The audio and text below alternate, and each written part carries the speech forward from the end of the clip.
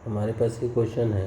Question कह रहा है the dissociation energy of a molecule is the energy required to break apart the molecule into its separate atom. Dissociation of a particular molecule given है। Suppose that this energy is provided by single photon.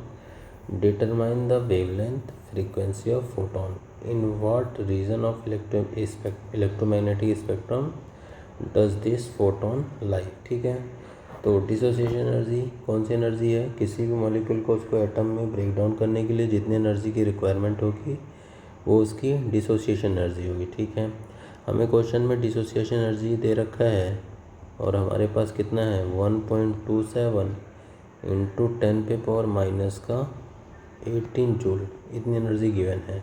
और ये जो energy है question में कहा जा रहा है कौन प्रोवाइड कर रहा है? फोटोन प्रोवाइड कर रहा है। तो एनर्जी ऑफ फोटोन हमारे पास एक्सप्रेशन होता है energy of photon equal to h या एच सी बाई लैम्डा। ठीक है, तो हमसे फ्रीक्वेंसी भी पूछा गया और वेवलेंथ भी पूछा गया। तो अगर हम एक्सप्रेशन का यूज़ करें equal to h c by lambda, तो यहाँ से हमारे पास लैम्डा की वैल्यू आ जाएगी जो हमारे फर्स्ट पार्ट का आंसर भी है। वेवलेंथ पूछा गया, हम वैल्यू पुट करेंगे। ई की वैल्यू हमारे पास है 1.27 10⁻⁻18। एच की वैल्यू होती है 6.6 into 10⁻⁻34। C speed of light है जो वैल्यू है 3 इंटू 10⁻8 डिवाइड बाई वेवलेंथ जो हमारे पास क्या है लैम्डा। वैल्यू पुट करेंगे तो जब वैल्यू पुट करेंगे तो हमारे पास इनको सॉल्व करेंगे 6.6 into 10⁻⁻34 into 3 into 10⁻8 divide by 1.27 10⁻⁻18।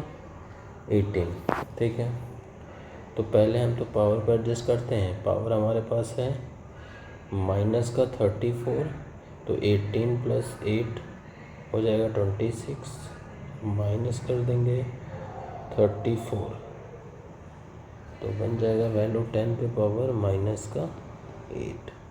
अब हम सॉल्व करते हैं हमारे नंबर्स।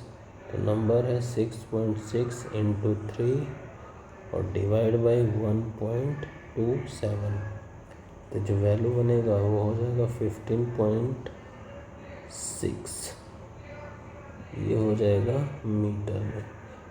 तो पहला ऑप्शन हमारे पास, पहला पार्ट हमसे पूछा गया वेवलेंथ, तो वेवलेंथ हमारे पास 15.6 इंटू 10⁻⁻8 मीटर्स हो जाएगा। सेकंड पार्ट में हमसे पूछा गया फ्रीक्वेंसी, और फ्रीक्वेंसी का रिलेशन वेवलेंथ के साथ होता है mu equal to c by lambda.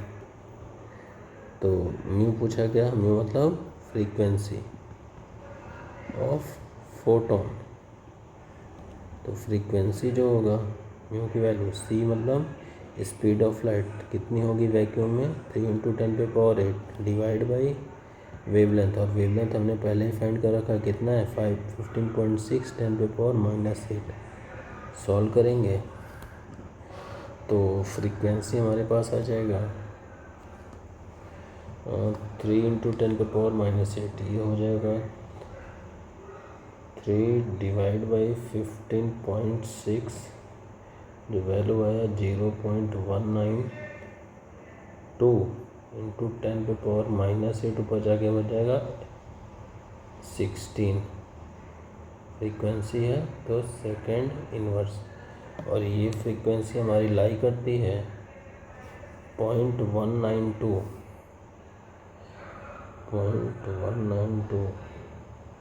Into 10⁻16,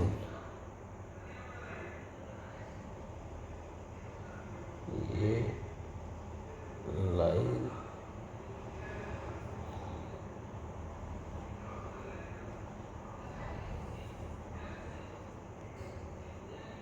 frequency range देखना पड़ेगा हमें। ठीक है, तो फ्रीक्वेंसी रेंज होगा, ये जो वैल्यू होगी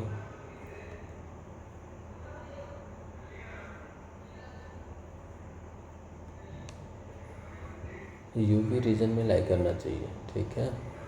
तो ये स्पेक्ट्रम जो होगा, जो रीजन होगा, हमसे पूछा गया ना लास्ट पार्ट में, क्या सी पार्ट में, इन विच इलेक्ट्रोमैग्नेटिक स्पेक्ट्रम, तो it lies in UV region, UV region of spectrum. UV means है हमारे पास अल्ट्रा वायलेट, ठीक है। ये इसी को हम अगर अप्रॉक्स लिखना चाहें तो अगर कन्वर्जन में हेल्पफुल होगा 1.92 लिख सकते हैं इंटू 10⁻15 सेकेंड इनवर्स, ठीक है। 15 है तो ये लाई करेगा हमारा किस में, यूवी रीजन में, ठीक है। तो ये हो गया हमारे लास्ट पार्ट का आंसर।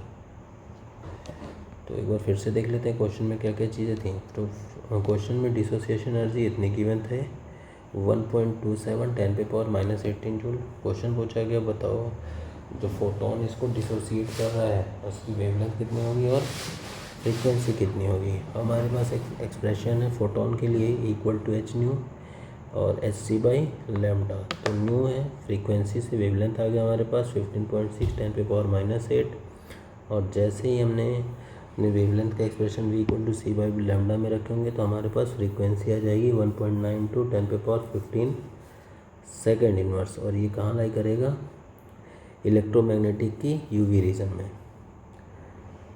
ठीक है। Thanks for watching.